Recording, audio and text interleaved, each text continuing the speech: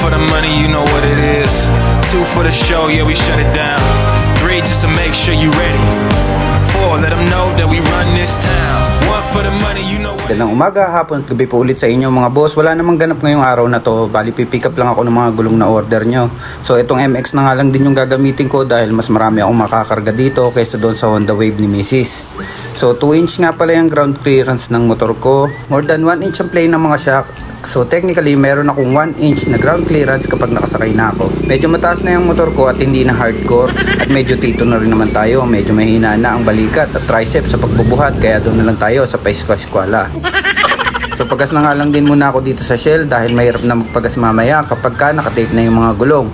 So yan, full tank na rin naman ako. So biyahe na ako ulit. Hindi naman talaga ganun kakomplikado gamitin ng mga mababang motor. Depende lang yan talaga kung sino ang gagamit. Ngayon nga medyo mainit pero hindi na ako nag-jacket para makita nyo itong damit. Zero gap, way of life.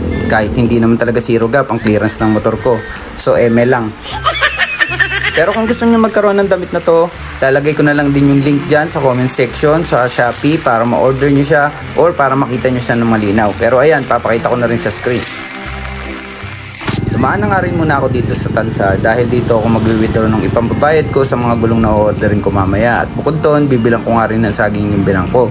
Dahil dadaan din ako doon para iabot tong helmet na nakatape dyan sa motor ko. So eto, iwan ko na lang din yan dyan at tapos biyahe na ulit tayo. Ito na nga at nakarating na rin ako kung sa tayo kukuha ng gulong. Diyan ngayon. At dito ko na nga pinarada yung motor dahil medyo mas maluwag. Ayan, waiting tayo. Ito yung number natin, number 8. So yan. Ito na yung mga gulong ngayon na in-order ko. So 21 pieces lang naman yan. Medyo basic na basic lang rin yan dalhin at ilagay dyan sa motor ko. So parang nahihinaan nga ako sa inyo. Kaya hinahamon ko kayo na umorder kayo ng mas marami para mahirap-hirapan naman ako sa pagbitbit. Basic na basic yan, lalo na ngayon na wala naman akong order na isang kahong sealant. Dahil normally, umorder pa ako ng isang kahong na sealant. Pero dahil marami pa akong stock, yung mga gulong na lang muna. So yun, hinahamon ko kayo, damihan nyo yung order para mahirap-hirapan naman ako.